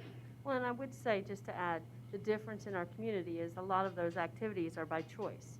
You don't have to go to a restaurant. You don't have to go out to the events. And whereas students have to come to school. So when you're compelling people to be together and they have no choice not to be, I think our burden of taking care of and following the rules to keep everyone safe are higher. Because it's about every child that's here, and it's about every staff person that's here. It's not a choice. Attendance is compulsory. I think to that end, we're responsible for children in the school setting, in the daytime school setting. You know, I'm really conflicted as I very much enjoy our ball games. I try to attend as many as I can. I was thinking about going to South volleyball yet tonight, but I don't think I will by the time this is over. But I think parents need to have eyes wide open. When you send your child to a sporting event with 2,000 people there, the student section 1/4 the size of this room with 100 children packed in it, you assume responsibility as an adult that you sent your child to a place that probably children are unmasked outside and are going to be closer than 3 feet, closer than 6 feet. We're going to have homecoming dances. We will have 500 and 600 children in a room this size right here on the dance floor. 500 and 600 children. That's how children dance now. 500 and 600 in a room. The room might be a lot bigger than this room, but the dance floor will be this smaller. And there'll be 500 or 600 children in a room in an area this size. I say that to the board to give me guidance if there's any other direction you want me to go. But right now, we're having homecomings. We're moving forward with that. We'll expect the children to wear a mask. Where we can, we'll be outside. But parents need to use their own discretion. These are your children. We cannot protect them from everything. We are doing our very best during the daytime, during the instructional day, at lunch, and on the bus. But we are having these mass events. I mean, with great joy. I went to 2 weeks ago, the Williamsport-Smithburg game. Huge crowd. Boonesboro game Friday night, huge crowd. But huge student section at Williamsport and at Boonesboro. Students packed together, not doing anything wrong because we don't have masking rules outside. But there is no way for us to contact trace in that, and it could easily spread. And there could be somebody there that could get seriously ill. But that is just beyond our control unless we return to limiting tickets and those types of things. As we move into basketball season, there's at least 4 or 5 counties now that are requiring vaccines for athletes. We have not done that in Washington County. I don't intend to require vaccines for athletes, but that's how a number of counties are going to have their sports season, particularly as they approach basketball. This board needs to think and help all of us guide and give direction. You know, are we going to have packed gymnasiums? Are we going to have, I mean, we're having the Holiday Spectacular at the Maryland Theater. It will be packed. 2 shows will be packed. Every seat, I'm sure they're selling every seat. Now that's to adults and the people. But there's a lot to happen here yet. I cannot imagine, I have not talked to Ms. Baker, the superintendent, and Garrett, at 18%, how they're functioning, whatever their number is. Allegheny at 12%. We're at almost 8. We are exhausted, and I don't say that personally, I'm talking about our teams. If we go to 12, 15% positivity, we will not be able to maintain the quarantining pace. We'll have to do something different. I saw in Frederick County, they closed the school for 2 days. You know, I don't know what all that means. Folks, there's a lot of territory, new territory we're going to go through if this thing doesn't turn the corner pretty quick. But I do just want to be open and honest. We are doing some things that probably aren't very wise in the middle of a pandemic. And everybody's eyes should be wide open. You send your child to homecoming, there'll be hundreds of kids your child will come in contact with. Hundreds. You drop your middle school child off the ball game and let us be their parent for 2 hours like we're not supposed to do, but it happens all over the place. Kids are just running and rolling and everything else. And it's close contact all over the place.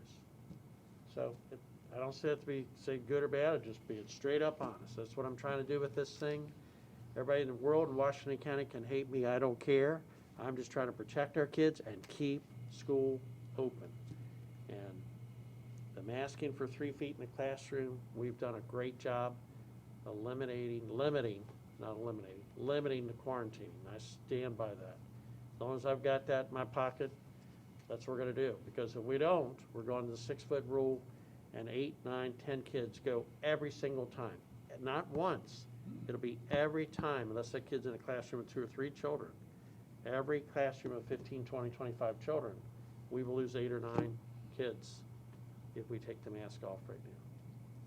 So, you know, that's just where we are. It's very, very challenging. It's not a good place. We have got to get out of this. We've got to get out of this, but we got to keep school going.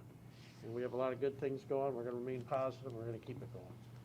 So if there's no other, go ahead. I was just going to say, and just to be clear, I'm not questioning the amount of virus that's going around. I can read, I see that.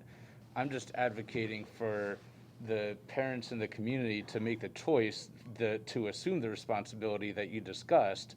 I don't think it's our place to go and I mean, quite frankly, I hope we don't even talk about forcing vaccination on the kids. I don't think that should be anywhere near our discussion. It's not on my But, agenda at all. good, I appreciate that, but I'm just advocating for the parents to have the choice, the same way that they have the choice to go everywhere else in the community. I'm not trying to argue that it's spreading or not spreading in certain areas. We just should provide the same opportunities and experiences that you can have everywhere else as well. That's all I was saying. Well, let me ask you this, Mr. Evans. I'm not arguing with you, but playing devil's advocate here. How do we, because everybody sitting up here, the 7 members of this board, we are state officers. We're not county officers. I know a lot of people don't know that, but we are state officers. So how do we, once the State Board of Education has mandated masking, how do we as state officers disobey that state rule? How do we do that? Well, that's what I said. I don't know the answer. Well, and that's what I was saying. I am obviously for personal choice. At this point, state law, it was passed into law that the kids have to wear a mask. I wish it wasn't the It's case. passed into a regulation. Yeah, not a so law. at this point, unless there's something else I don't know about, I don't know what else we could do about it. I don't know But either. I'm just saying, I really wish that we would leave the county health stuff up to the county health department and leave the education up to us. I'm just saying that I think we're doing more than we should, and I don't think they're doing as much as they should. That's really what I was trying to get at. Anything else? Any other questions? Dr. Pugh, Mr. Prue, thank you very much. Thank you. That's all I have for my report, other than, again, to thank staff, administrators, teachers, ESP for the work they're doing. Dr. Pugh. You want to stay? You're going to be up next. It will save you the long walk. Thank you. Thank you very much. So I just want to say thank you to everybody. I know we're off to an unusual start, but I think we're off to a very positive start in general. And I just appreciate the hard work of all of our staff members. Thank you very much, Dr. Michael. Dr. Pugh, you have personnel action for us? Yes, as discussed earlier in closed session today, there are a number of personnel actions. This time I ask for your approval of those actions. Thank you, Dr. Pugh. Is there a motion? President Williams, I move to approve the personnel changes that were discussed in closed session. Second. Thank you, Dr. Zentmeyer. Any questions for Dr. Pugh? Okay, we'll move. We're voting to approve the personnel action as discussed earlier in closed session. All those in favor? All right, we have 7 affirmative votes, so those actions have been approved. Thank you, Dr. Pugh. Okay, Mrs. Williams, since I generally note principal changes during staff changes. I don't normally note other changes, but we do have 3 principal changes tonight. South Hagerstown High School, Mr. Rodney Gaiman will be the principal at South Hagerstown High School starting tomorrow. Mr. Cody Pine will be the principal at Washington County Technical High School starting tomorrow. And Ms. Rachel Kane Kirkpatrick will be the coordinator of Antietam Academy. We look at that as a principalship as well for Antietam Academy starting tomorrow. Thank you. Thank you, Dr. Michael. All right, our next agenda item is reports to the board. We'll do our board member committee reports, and we'll begin with Dr. Zentmeyer for Curriculum and Instruction Committee. Yesterday, we were given an update on our virtual school, ABLE, and kudos to everybody involved in the program. It's new, it's successful, kids are coming and learning. We also reviewed our response to the Maryland Ready to Read Act, and that was so exciting. Not only has the team identified and mapped a plan to structure literacy for our youngest learners, it not only is a great intervention, it's a great acceleration. Thank you, Dr. Willow and your dream team, Carly Pumphrey, Courtney Laird, and Dr. Ridgely. Well done. Our next meeting's here on Monday, September 18th at 3 p.m. Thank you, Dr. Zentmeyer. Did you say September? October. So October 18th? Yes. 18th, yeah. Gotcha. Facilities Committee, Mr. Gesford, please. Yes, the only thing I'll report is our next facilities meeting will be September 28th to 2:30. That's next week. Thank you, Mr. Gesford. Mr. Evans, Finance Committee. Yes, our next meeting will be Friday, October 22nd at 8 a.m. Thank you, Mr. Evans. Mrs. Murray, Human Resources. Yes, Human Resources met yesterday here at the CES, and Lindsay Darr gave a report on teacher staffing. Sandy Hammond and Tim Haynes reported on ESP staffing, and also the recruitment of substitute teachers and the success they are having with the Wednesday morning job fairs at Commonwealth Avenue. Our next meeting will be Tuesday, November 9th at 4 p.m., probably in the Boonesboro room. Not the Funkstown. Mr. Bickford, Policy Review and Development Committee. Policy meeting is Tuesday, September 28th at 11:30, right here in the conference room, I believe. Mr. Gupta, do you have anything for student government that you would like to share? We're meeting for the first time this year, Thursday. This Thursday? Yes. Okay. Thank you very much. Right. Under miscellaneous business, we have a long list of future agenda items that you have received in your packet. Coming up, our first meeting in October, we will have the 2021 summer school report. I'm looking forward to that, to hear of all the fun and exciting camps that took place and to know of all the great learning that occurred. Our second meeting in October, we will be addressing and adopting our legislative priorities for 2022 for the new legislative session. And also on the 19th, we will have a presentation of the audited financial statements and the auditor's report. Coming up on November 2nd, we'll have a report on teacher recruitment hiring and the new teacher induction academy. I have to stop thinking new teacher academy because that's I'd say it wrong that's too. a new Yeah. a new term, TIA. Let's see, on November 9th, we have a joint meeting with the Washington County delegation to the Maryland General Assembly. That's happening at Hagerstown Community College.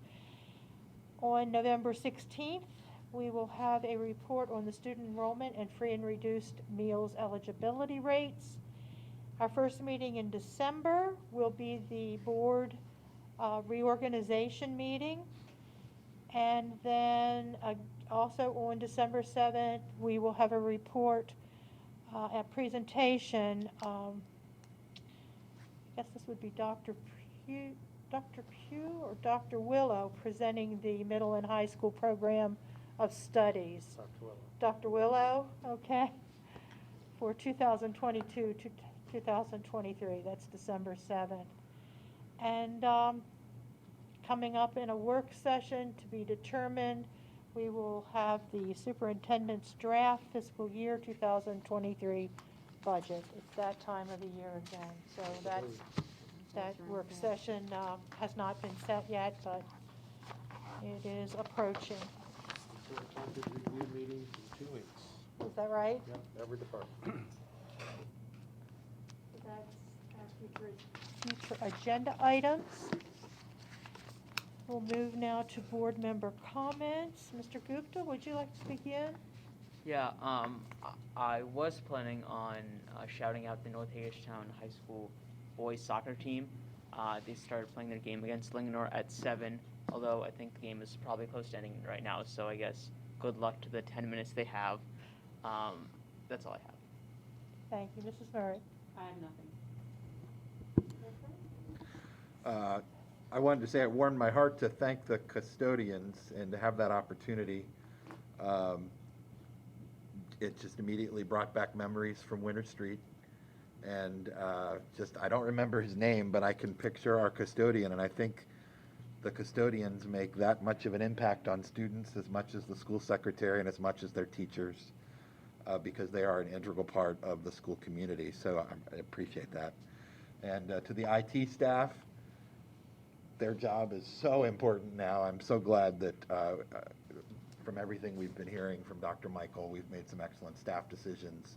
We have a fantastic person in charge, and we've got a great team that are handling some significant challenges and keeping everybody up to speed and organized. So I appreciate having those recognitions. Thank you. Thank you, Mr. Pickford. Mr. Stauffer? What I'm about to say, I don't want to come off as being condescending or arrogant because I'm really not that type of person. I am, however, I think pretty frank, and if you ask most of the board members up here, I think they'd probably agree that I can be pretty frank when I have to do. Look, I understand. I don't understand a lot of this stuff about all this COVID stuff. I mean, I read all the medical reports online just like everybody else. I read this one, and it says one thing, and I read another one, and it says another one. A couple things I didn't understand from the beginning of COVID was why they shut down small businesses, and I had a few friends whose businesses were shut down, yet Lowe's and places like that were open, yet you couldn't go to the mall and shop, but and so forth. I didn't understand all of that, and I still don't get it and everything. On the other hand, having said that, I'm the oldest person sitting in this room. I assure you I am. I'm 75 years old. There's not another person in here that old. I think I probably have natural, what do they call them, antibodies for disease and stuff. I really believe that.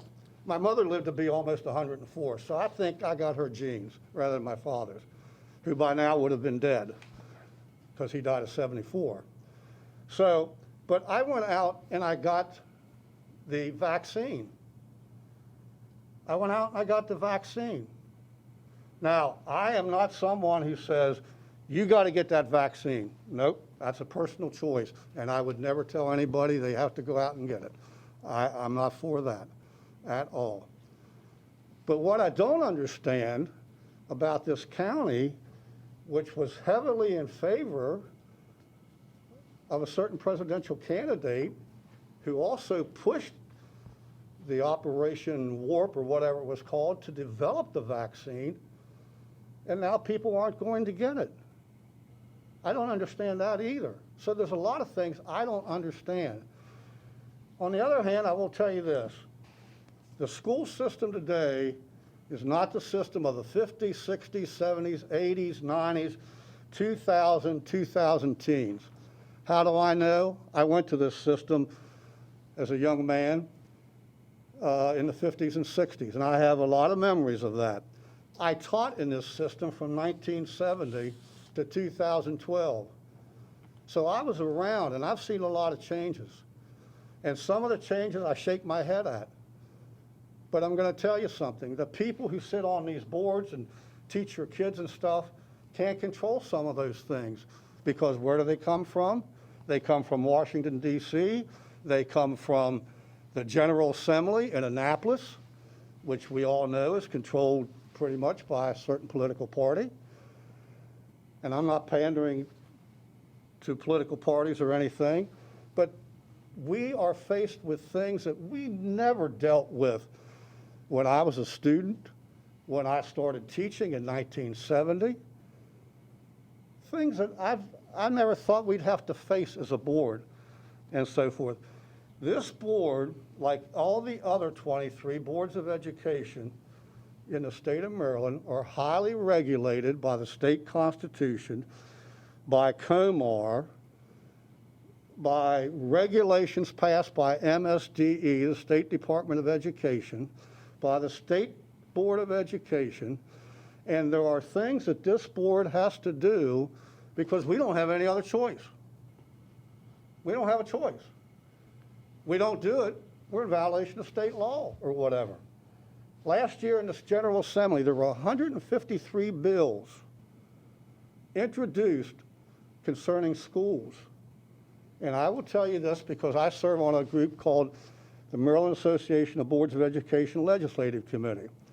And yesterday we had a 2-hour meeting online, but we're starting to get back into person. In fact, the next 2 meetings will be a hybrid meeting. You can go to Annapolis, or you can sit at home and tune in or whatever. But that's not been finalized yet. But anyhow, this board, along with other boards in this state, worked to dilute and defeat some of those bills, which were just crazy. One was to remove SROs, student resource officers, police, from the schools. And it was being pushed not by Washington County and places like that, but by Baltimore, some of the metropolitan boards of education and so forth. And then there's another thing coming up, Kerwin, the Blueprint for Maryland's Future, 235-page document. Google it and read it online. But it's also got a new bill, about a 20-pager, that they passed in the recent General Assembly because the governor vetoed the first bill, and then the General Assembly overrode his veto, and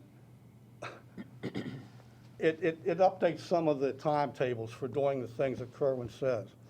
And one of the things that's in that bill is a new governing board for education in Maryland called the Accountability and Implementation Board, which the General Assembly pretty much insisted upon in this law.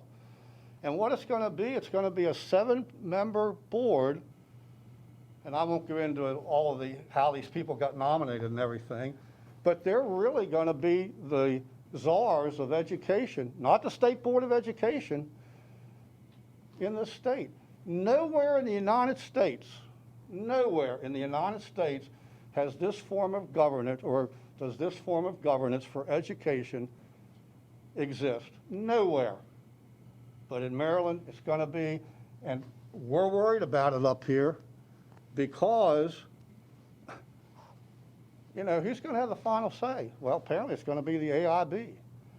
So again, none of my remarks are condescending or arrogant. I can get pretty emphatic about stuff and frank, but I'm telling you, I think every member on this board sitting up here, I know I do, would love to see us go back, if we had a time machine, and be like it was before pre-COVID and everything. Because I don't get it. I have a friend, I haven't seen him for a month, thank goodness, because he's got COVID. But he's got a mild case of it, he tells me. I talked to him on the phone. I have another friend who's been in the hospital for several weeks, been relegated to a better condition, but they can't apparently get his oxygen regulated. They can't get it back up to the levels it's supposed to be. And I text him every once in a while and so forth and so on.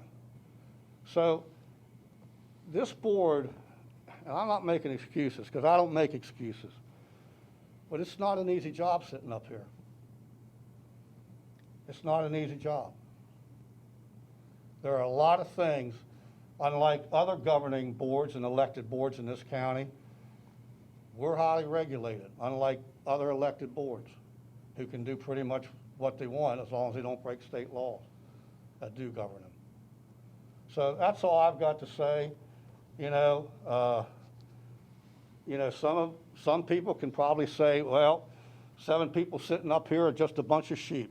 They just follow along. Well, I can tell you this much, if somebody called me a sheep, we'd have a little discussion about it. Not that I'm a tough guy or anything. I'm only 5'10". I think I'm shrinking because I'm getting old and so forth. But that's just not the case. We got tough decisions to make, and we make them the best we can. And I respect everybody who comes here and says this and talks to us and everything. You're exercising your First Amendment rights. Having taught government and having a background in political science, I respect that 100% because I know I have spoken out many times during my adulthood stage. So that's all. Thank you. I'm sorry I got my high horse, but that's what I got to say.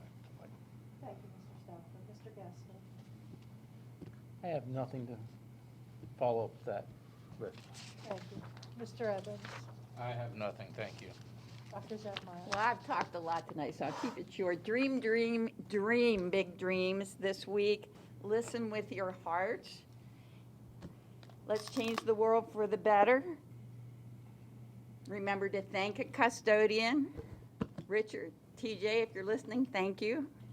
And if you have a new principal, make sure you welcome them. Thank you. Thank you, Dr. Zentmeyer. I have nothing this evening. Dr. Michael, last words, parting words? Nothing? You're not gonna make sound? No. Colleagues, thank you for a good day of meetings. Appreciate the work we did earlier together in closed session. Hope you have a good evening. With that, this meeting stands adjourned.